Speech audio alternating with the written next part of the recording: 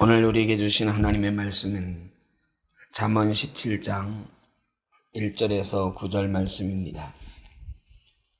마른 떡 한 조각만 있고도 화목하는 것이 제육이 집에 가득하고도 다투는 것보다 나으니라. 슬기로운 종은 부끄러운 짓을 하는 주인의 아들을 다스리겠고 또 형제들 중에서 유업을 나누어 얻으리라. 도가니는 은을, 풀무는 금을 연단하거니와 여호와는 마음을 연단하시느니라. 악을 행하는 자는 사악한 입술이 하는 말을 잘 듣고 거짓말을 하는 자는 악한 혀가 하는 말에 귀를 기울이느니라. 가난한 자를 조롱하는 자는 그를 지으신 주를 멸시하는 자요, 사람의 재앙을 기뻐하는 자는 형벌을 면하지 못할 자니라. 손자는 노인의 면류관이요 아비는 자식의 영환이라. 지나친 말을 하는 것도 미련한 자에게 합당하지 아니하거든 하물며 거짓말을 하는 것이 존귀한 자에게 합당하겠느냐. 뇌물은 그 임자가 보기에 보석 같은즉 그가 어디로 향하든지 형통하게 하느니라. 허물을 덮어주는 자는 사랑을 구하는 자요, 그것을 거듭말하는 자는 친한 벗을 이간하는 자니라. 아멘. 오늘은 가정에 관한 말씀이 여러 번 나옵니다. 가정에 무엇이 많아야 좋은가? 더 말할 것도 없이 화목이 채워져 있는 것이 제일 좋다. 다른 것 하나도 없어도 마른 떡 한 조각만 있어도 화목한 가정이 되면 온갖 고기가 넘쳐나고 온갖 재물이 넘쳐나는, 그러나 그 재물로 인해서 다툼이 일어나는 집보다 낫다. 유산으로 인해서 다툼하는 사람들 참 많이 있습니다. 재산으로 인해서 형제들끼리도 원수처럼 되어버리는 경우가 있습니다. 얼마나 꼴불견입니까? 가정에서 제일 중요한 것은 화목한 것입니다.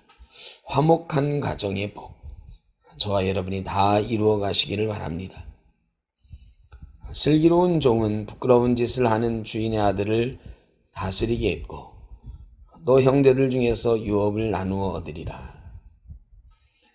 종이 슬기로우면 청지기가 됩니다. 그 집의 모든 것을 맡아 주관하는 자가 되는 것입니다. 요셉이 종이었습니다.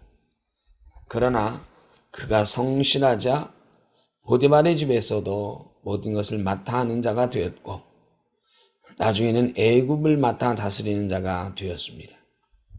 하나님 앞에 슬기로운 종이 되어야 됩니다. 그러면 우리가 하나님의 아들, 딸로 하나님 나라의 유업을 나누어 얻게 될 것입니다. 하나님께서는 마음을 연단하신다 그랬습니다. 하나님께서 우리에게 시련을 주십니다.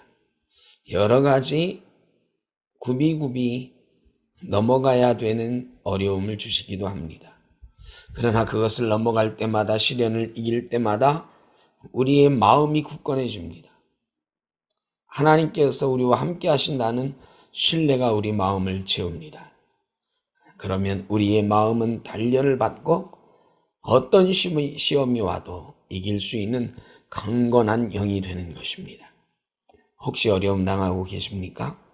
하나님께서 여러분의 마음을 단련하시는 중인 것을 믿고 그 하나님 바라보며 이겨나가시기를 바랍니다.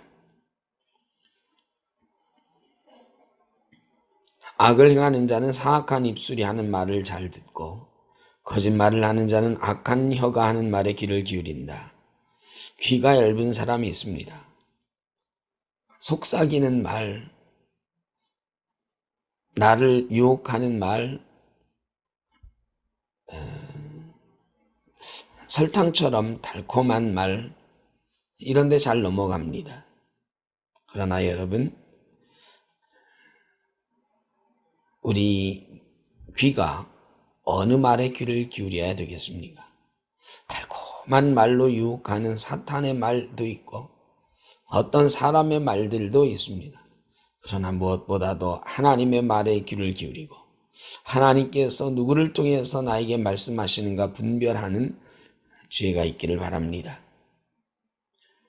가난한 자를 조롱하는 자는 형벌을 면치 못할 것이다. 가난한 자는 이 땅의 약자들을 대표한 말입니다. 우리 주변에 약한 사람들 많습니다. 나보다 더 강한 사람에게는 굽신굽신하고 나보다 좀 약해 보이는 사람에게는 한없이 갑질하는 그런 세상입니다. 여러분, 그런 사람은 형벌을 면치 못할 것입니다. 하나님은 가난한 자의 하나님, 이 땅에서 소외당한 사람들의 주님이시기 때문입니다. 그들의 기도를 들으신다 하셨습니다. 손자는 노인의 면류관이요 아비는 자식의 영안이라. 손자를 보았다는 것은 오래 살았다는 것입니다. 그 손자를 보면서 뿌듯합니다. 내가 아들, 딸 낳고 손주를 보기까지, 특별히 예전에는 그렇게 오래 살지 못할 때였습니다. 손주를 못 보고 죽는 일도 많았습니다. 그러나 손주를 보았다는 것은 장수의 복을 누렸다는 것입니다. 손주가 바로 그래서 살아있는 할아버지의 면류관이 되는 것입니다. 자식들은 아비를 영화롭게 해야 됩니다. 자식이 잘 되면 아비가 영광을 받습니다. 아니, 당연히 그래야 되는데 그렇지 않은 경우도 있지요. 불효한 자식 있어서입니다. 아비의 영화를 드러낼 수 있는, 아비에게 영광을 돌릴 수 있는 자식들이 되어야 되겠습니다. 거짓말을 하는 것은 존귀한 자에게 합당하지 않다. 꼭 존귀한 자가 아니라도 누구에게나 거짓말은 합당하지 않은 것이겠지요. 8절은 희한한 말씀이 있습니다. 뇌물은 그 임자가 보기에 보석 같은 즉 그가 어디로 향하든지 형통하게 하느니라. 이거 이상하죠. 뇌물이 형통하게 한다. 이거는 뇌물이 유용하다는 말씀이 아닙니다. 역설적으로 생각해야 됩니다.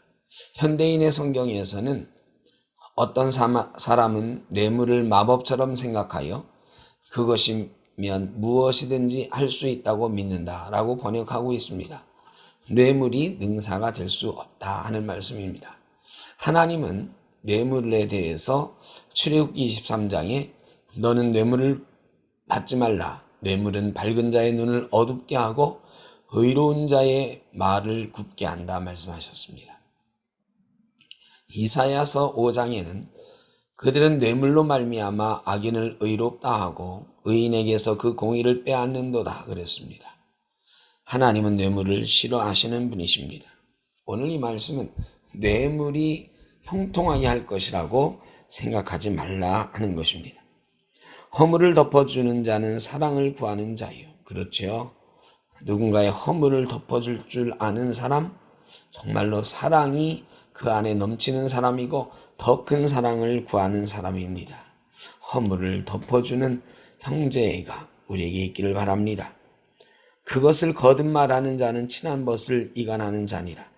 누구에게 다른 사람의 허물을 자꾸 이야기하는 사람 보면 친한 사람의 허물을 누군가에게서 전해 듣는 것 좋아하는 사람 별로 없습니다. 그런데 자꾸 듣다 보면 저 말이 진짠가 싶을 때가 있지요. 바로 이간질 당하는 것입니다. 우리가 다른 사람에게 누군가를 험담하는 일, 혹시 그 사람이 잘못한 일이 있다 할지라도 마음속에 갈무리할 수 있는 그런 사랑의 마음이 있으면 좋겠습니다. 사랑하는 성도 여러분, 더위와 장마가 번갈아 찾아오고 있습니다. 이 어려운 때에 오늘 새벽에 우리에게 주신 말씀을 생각하고 오늘 하루도 승리하는 주의 말씀 가운데 승리하는 저와 여러분 되시기를 주의 이름으로 축복합니다.